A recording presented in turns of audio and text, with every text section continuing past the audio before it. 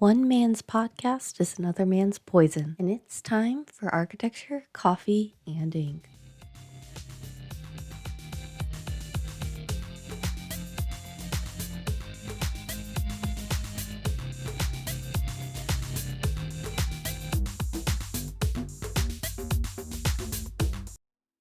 Hello, this is Hollywood C, and you're listening to Architecture, Coffee, and Ink, a podcast dedicated to introducing concepts, detailing out designs, and tackling the architecture you might not realize the meaning behind. I'm your hostess, and I'm here today to start introducing you to the designs that make you wonder why. So I ask you to brew your coffee, grab your sketchbook and pen, and let's begin. Hello and welcome back, dear listeners. On today's episode, I am excited to start back up with a design that manages to tick off all the boxes of a good story. It's got murder, revenge, designs, dungeons, poisonous plants, and more. In this episode on Alnwick Castle and Gardens in Northumberland, United Kingdom. Just remember, as always, to always check your sources, check your facts, and most importantly, check me. Before setting the scene for the geological location, let me start by placing this castle in history. According to the Alnwick Castle website and podcast, the castle was believed to have been built starting in the year 1096. What's known for certain is that it was after the Norman Conquest. For those who don't know, the Norman Conquest was an invasion of England. This was led by William,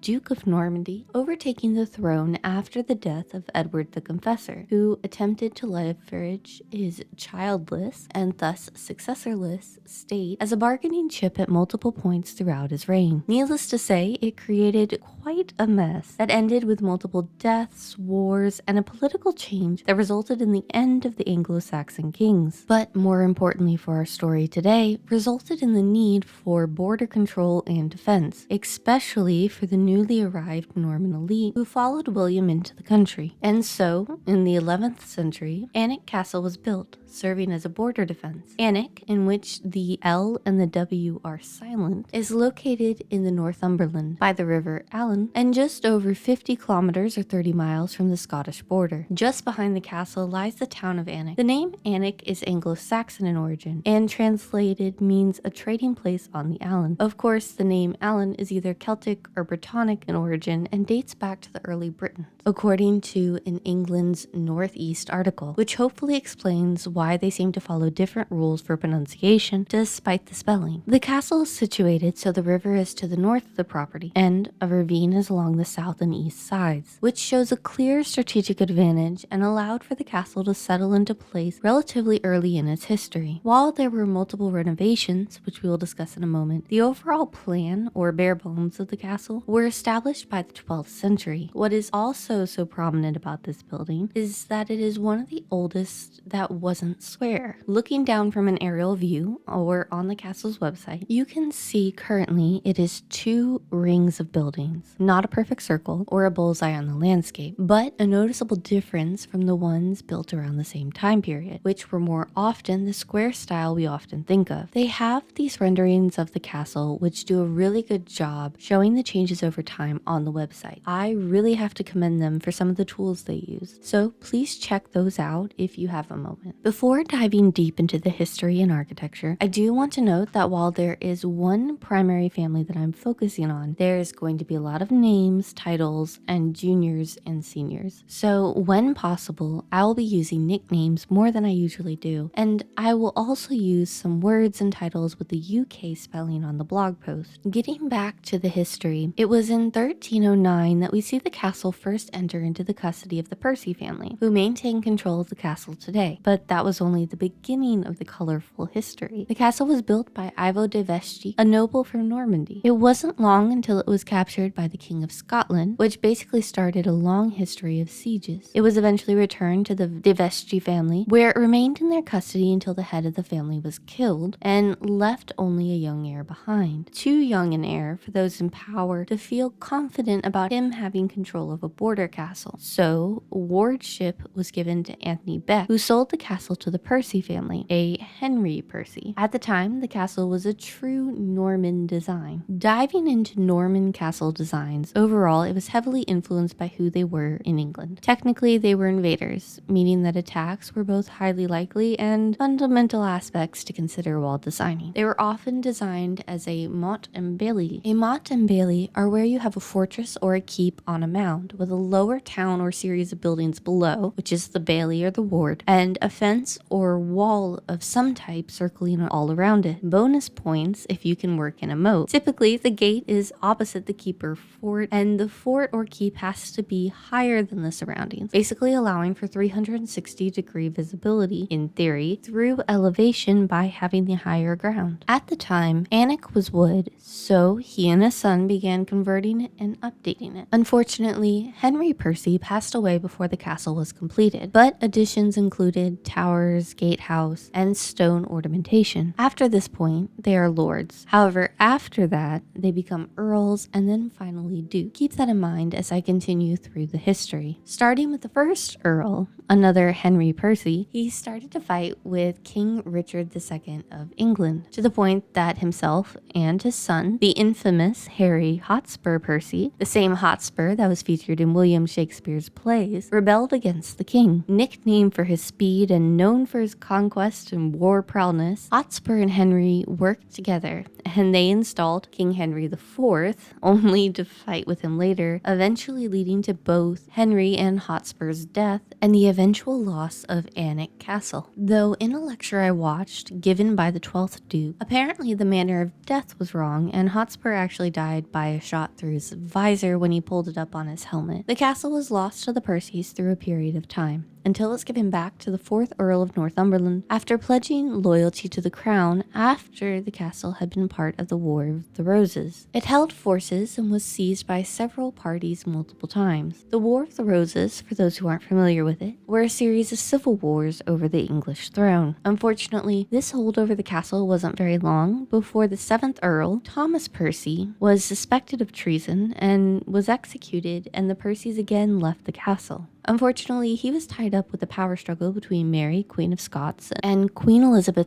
I, and he ended up leading the failed attempt to remove Elizabeth from power and was executed. He also apparently had an attachment to Anne Boleyn prior to her ill-fated marriage to Henry VIII, and the castle was left to disuse until it reached the hands of the 9th Earl. However, the 9th Earl decided to place his cousin, Thomas Percy, in a position as a constable of the castle. This Thomas was a rather horrible person, as the Alnwick Castle virtual tour mentioned he frequently threw people into the dungeon and oubliette until they paid him ransom, and then he joined the gunpowder plot. And hold your horses for this one. For those who don't know, the gunpowder plot was a plot in 1605, which attempted to blow up Parliament, and in particular the House of Lords, with the intention of removing King James from the throne. Eventually. However, someone sent a letter of warning, and despite knowing this, the plotters continued to move forward with their plan, moving the gunpowder into a rented cellar beneath Parliament, with Guy Fawkes acting as an expert on the gunpowder. Needless to say, when the plot failed, Thomas was killed, and the Earl was thrown into the Tower of London, and the castle was again abandoned by the Percys, but continued to play pivotal roles throughout history in the century they lost the castle. Following this time, the castle continued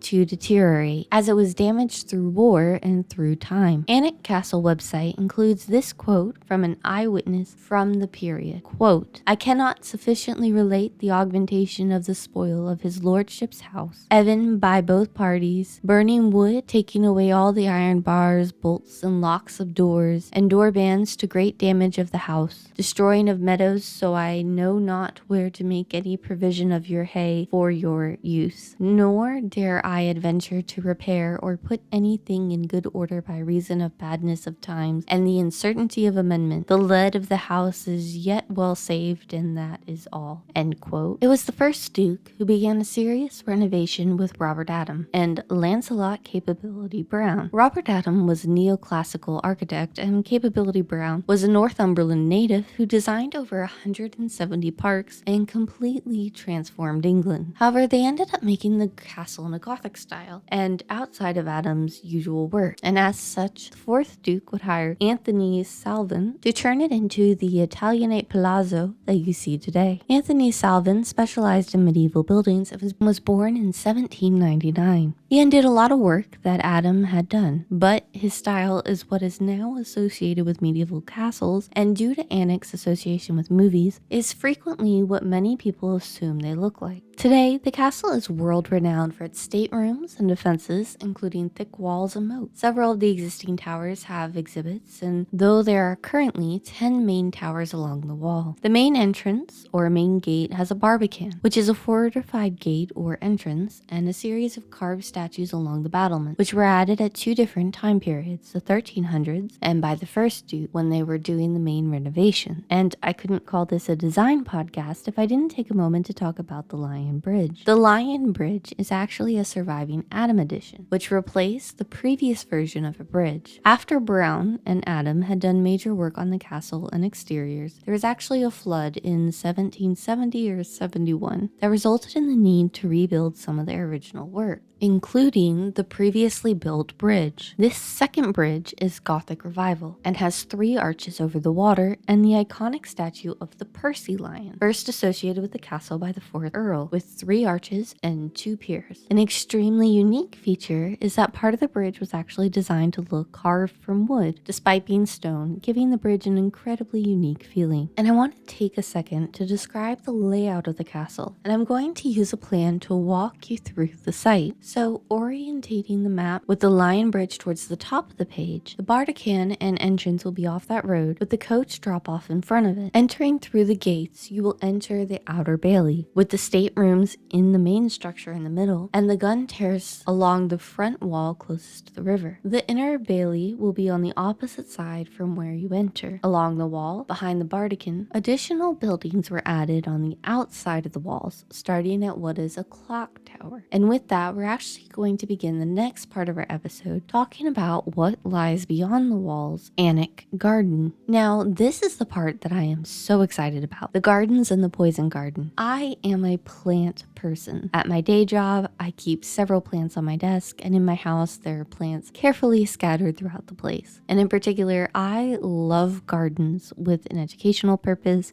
and apothecary gardens, and I can't tell you how excited I was to discuss these. The first gardens were actually laid out in the 1750s, though those in the UK might be more familiar with the current gardens dominating the ground, especially given the headlines in the past few years highlighting some of the controversy over preservation and money, but I'm getting a bit ahead of myself. The gardens were first laid out by the 1st Duke, who I mentioned previously playing such a huge role in the history of the house. The next pivotal player was the 3rd Duke, who was a plant aficionado that puts me to shame. He collects plants and would actually collect seeds from all over the world, planting what he could and using hothouses for those who wouldn't normally live in the region. In addition, 2 parks were included, one by Capability Brown to the north, named the Pastures, and the other named Holland Park. However, it was the 4th Duke who again created an Italianate garden. During World War II, it was utilized for food and was turned into a working garden,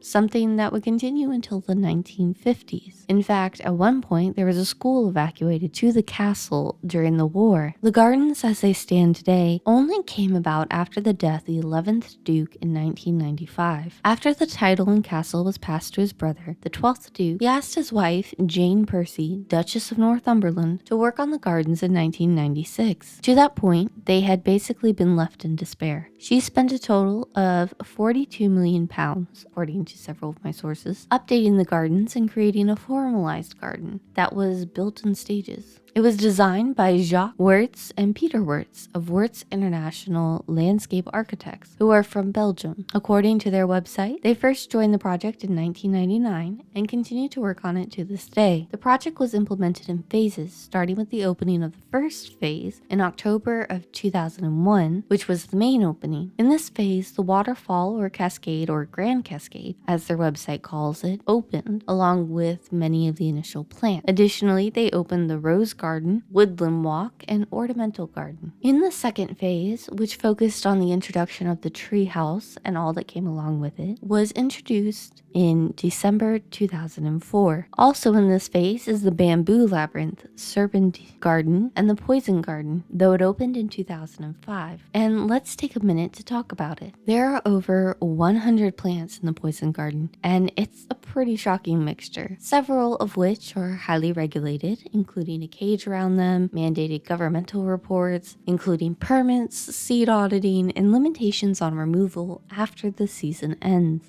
However, a large number can be found as close as your own backyard or are a fan favorite due to the colorful flowers, vibrant shades, or striking features. Reviewing the plant list I found several of my own personal favorites and several that are routinely used in projects around my area. The requirements I found to be included in the garden is it needs to be either toxic, narcotic, or intoxicating. Many of these plants require human intervention to become that, needing to either be consumed or made into poison, smelled, touched, etc. As such, the rules of the garden are very strict, and anyone attempting to take some of the plant or touch or taste anything are immediately removed. Several people faint every year, though I listened to an interview where the guide admitted that several of those cases were likely due to nerves. However, those particularly sensitive should probably avoid the area. But what makes someone design a poison garden? The idea for the poison garden came to the Duchess when she was taking a trip to Italy, according